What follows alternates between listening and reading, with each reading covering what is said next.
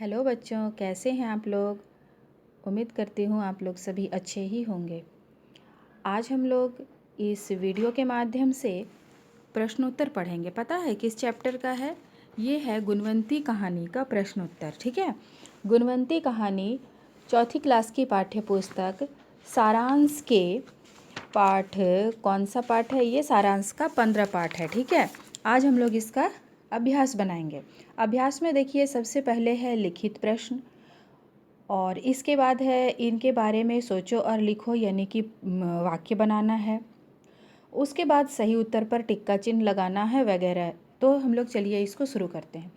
लिखित प्रश्नोत्तर का सबसे पहला प्रश्न है, मोहन का बचपन कैसा बीता? तो मोहन का बचपन कैसा बीता था? मोहन का बचपन बहुत ही कठिनाइयों में बीता। एक बार फिर से उत्तर सुनिएगा। मोहन का बचपन बड़ा ही कठिनाइयों में बीता।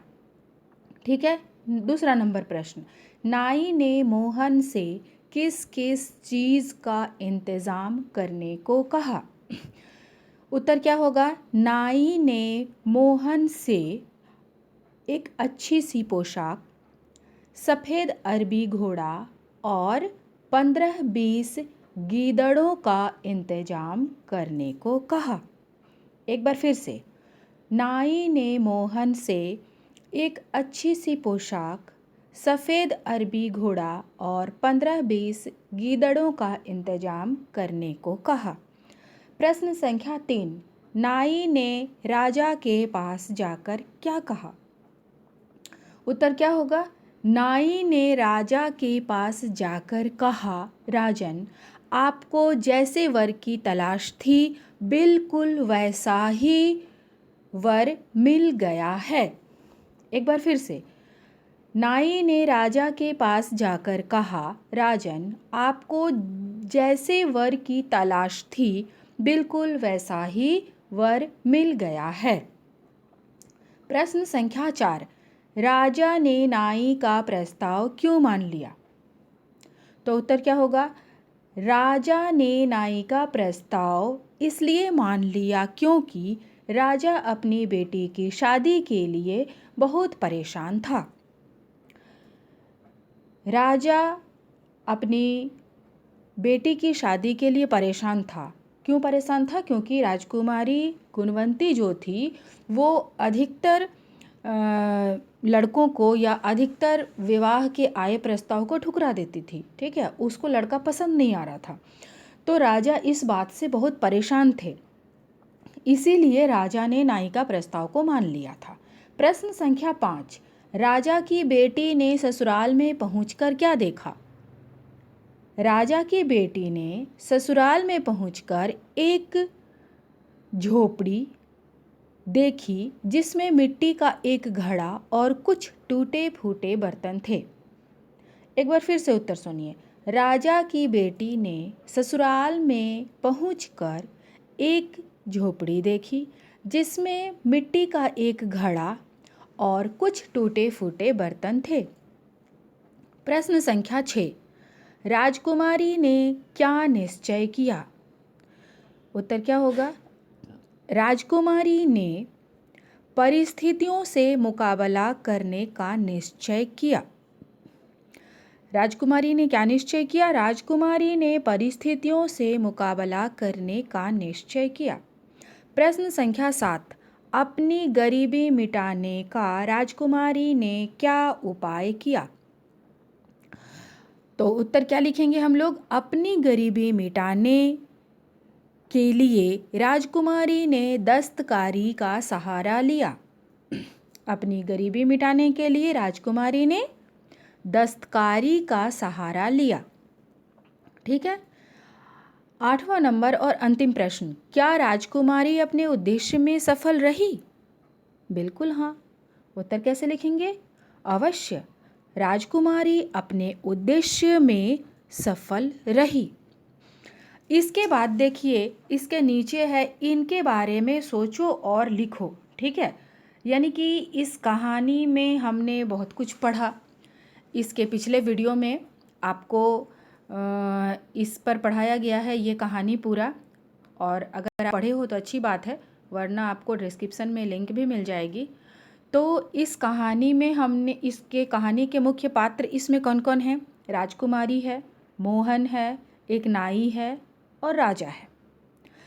तो इनके बारे में हमें सोचना है और एक एक पंक्ति लिखनी है। नंबर 1, ठीक है, पहला में है राजा। तो राजा के बारे में हम लोग सोचेंगे। जितनी कहानी में जितना कुछ भी हमने राजा के बारे में पढ़ा, उसमें से कोई भी एक पंक्ति हम लोग लिख सकते हैं। तो एक आसान सी पंक्ति हम लोग चुन लेते हैं। क्या चुनेंगे?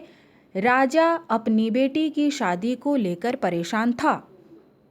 या फिर यूँ लिख सकते हैं कि राजा ने नाई का प्रस्ताव स्वीकार कर लिया। इस तरह से हम लोग कोई भी पंक्ति लिख सकते हैं। नंबर 2, राजकुमारी। राजकुमारी में क्या लिखेंगे? राजकुमारी ने अपने नाम को सार्थक कर दिखाया। या फिर राजकुमारी ने अपनी गरीबी मिटाने के लिए दस्तकारी का सहारा लिया। या फिर राजकुमारी ने परिस्थितियों से मुकाबला करने का निश्चय किया। इस तरह से राजकुमारी के बारे में कोई भी एक सार्थक पंक्ति हम लोग लिख सकते हैं। नंबर 3 में है मोहन। मोहन के बारे में क्या लिख सकते हैं? मोहन एक अनाथ, अनपढ़ और गरीब व्यक्ति था। ठीक है। या फिर ऐसे भी लिख सकते हैं, मोहन का बचपन बड़ी कठिनाइयों में बीता। या फिर मोहन अपना घर बसाना चाहता था। इस तरह से कोई भी एक पंक्ति जो आपको अच्छा लगे, आसान लगे, आप लिख सकते हो। चौथा में है नाई। तो नाई के बारे में क्या लिखेंगे? नाई बड़ा ही चतुर माना जाता था। या फिर नाई विवाह का प्रस्ताव लेकर राजा के पास गया था। या फिर नाई ने मोहन और राजकुमारी गुणवंती का विवाह करवाया। इस तरह से नाई के बारे में आपको जो सही लगे आप लिख सकते हो। इस विधि को क्या कहते हैं? चरित्र चित्रण कहते हैं। मतलब किसी के चरित्र को चित्रित करना को चरित्र चित्रण कहते हैं। ठीक है, ये देखो अंतिम नाई के नीचे लिखा हुआ है, इस विधि को चरित्र चित्रण कहते हैं। मतलब अगर आपको किसी एक नाम मिल जाए और बोला जाए कि गुणवंती कहानी के आधार पर नाई का चरित्र चित्रण करें, तो क्या करोगे आप? नाई के बारे में 2-4 लाइन लिख दोगे। लेकिन हाँ, अपने मन से नहीं लिखना है, जो कहानी में छिपा है कहानी से ही आपको लिखना पड़ेगा। अब आप ऐसा नहीं लिख सकते हो कि मेरे पड़ोस में एक नाई रहता है, ठीक है, उसके 2 बेटे हैं, 1 बेटी है, ऐसा आप कुछ नहीं लिख सकते। आपको नाई के बारे में लिखना तो है, लेकिन उसी कहानी से ही लिखना है, संबंधित पंक्तियाँ। तो इसे चरित्र चित्रण कहते हैं। इसके बाद देखो, सही उत्तर पर ठीक का चिन्ह लगाइए। ठीक है, इसमें 4 प्रश्न हैं, तो एक एक करके हम लोग बनाते हैं। 1 नंबर में क्या है? नाई कैसा माना जाता था? साधारण सी बात है, नाई चतुर माना जाता था। चतुर मीन्स क्या होता है? होशियार, चालाक। नंबर 2 में क्या है? नाई ने मोहन से कैसा घोड़ा लाने को कहा? कैसा घोड़ा लाने को कहा था? सफ़ेद अरबी घोड़ा। तो नंबर क सही होगा। तीसरा नंबर, नाई ने मोहन को कहाँ रुकने के लिए कहा? कहाँ रुकने के लिए कहा था? एक बरगद के पेड़ के नीचे, यानी कि ख नंबर विकल्प सही होगा। चौथा नंबर, आपको राजा कैसा लगा? राजा कैसा था? राजा सामान्य राजा था, मतलब बहुत चतुर होशियार भी नहीं था, क्योंकि बहुत चालाक होशियार अगर होता वो तो फिर एक नाई की बात में अपनी बेटी की शादी वो अपनी बेटी को डोली में बैठाकर वो शाम के समय भेज नहीं देता। लेकिन नाई की बातों में आ गया, मतलब सामान्य व्यक्ति था वो, तो राजा सामान्य था। ठीक है, कहा था। 5 नंबर में देखिए, आपने एक धोखेबाज नाई की चाल में फंसकर एक अनपढ़ और बेकार आदमी से मेरी शादी कर दी थी। ये बात किसने कहा था? राजकुमारी गुणवंती ने। किससे कहा था? राजा से कहा था। तो इसका उत्तर होगा, या फिर आप राजकुमारी ने लिख सकते हो या गुणवंती ने। अंतिम नंबर है 6 नंबर में, बेटी मुझे तुम पर गर्व है। ये बात किसने कहा था? राजा ने कहा था। किससे? अपनी बेटी से। तो इसमें होगा राजा ने कहा। इसके बाद देखिए, रिक्त स्थानों की पूर्ति कीजिए। ठीक है, इसमें 4 खाली स्थान हैं। पहला नंबर में है, मोहन का पालन पोषण उसकी सौतेली बहन ने किया था। ठीक है। नंबर 2, मोहन अनपढ़ था तथा कोई काम धंधा नहीं करता था। ठीक है। नंबर 3, किसी साधारण या फिर सामान्य, दोनों में से आप कोई एक वर्ड लिख सकते हो। किसी सामान्य लड़की से मेरा विवाह करवा दो। ठीक है। नंबर 4, राजा अपनी बेटी की शादी के लिए बहुत परेशान था। ये हो गया। इसके बाद देखिए है भाषा की बात, यानी व्याकरण से संबंधित है।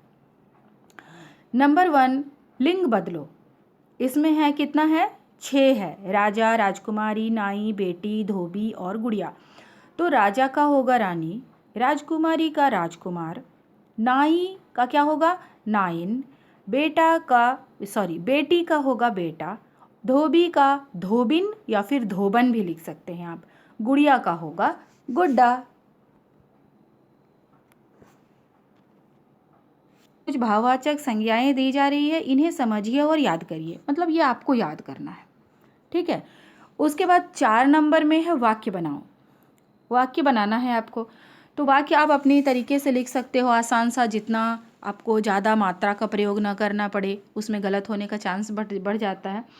तो क नंबर में देखिए पुरस्कार है। ठीक है। तो पुरस्कार में क्या लिखेंगे, कुछ भी लिख सकते हो, आज मुझे पुरस्कार मिला, या फिर आज पुरस्कार वितरण होगा, या फिर आज पुरस्कार वितरण समारोह आयोजित किया जाएगा, या फिर मैंने पुरस्कार जीते, कुछ भी आप लिख सकते हो जो आपको अच्छा लगे। ख नंबर में परिश्रम है। परिश्रम में क्या लिखेंगे, परिश्रम करना अच्छा गुण है। ठीक है। परिश्रमी व्यक्ति खुश रहता है, इस तरह से। ग नंबर में क्या है, कठिनाई। कठिनाई का क्या लिख सकते हैं, कठिनाई से घबराना नहीं चाहिए, कठिनाई का सामना डटकर करना चाहिए, इस तरह से। दस्तकारी। दस्तकारी में क्या लिखेंगे, दस्तकारी की प्रदर्शनी लगी है, या फिर राजकुमारी ने दस्तकारी का सहारा लिया। ठीक है। या फिर राजकुमारी और मोहन दस्तकारी का काम करते थे, इस तरह से आप लिख सकते हो। प्रदर्शनी, प्रदर्शनी में भी वही होगा, दस्तकारी की प्रदर्शनी लगी है। ठीक है। तो इस तरह से आपका गुणवंती पाठ का प्रश्नोत्तर वाला आपका जो जितना अभ्यास था वो समाप्त हुआ। इसके अगले वीडियो में आपको कौन सा चैप्टर है, इसके बाद हम लोगों का दक्षिण अफ्रीका में गांधी जी। ठीक है। तो इसके बाद वाला वीडियो में आपको मिल जाएगा दक्षिण अफ्रीका में गांधी जी। ठीक है। तब तक के लिए धन्यवाद।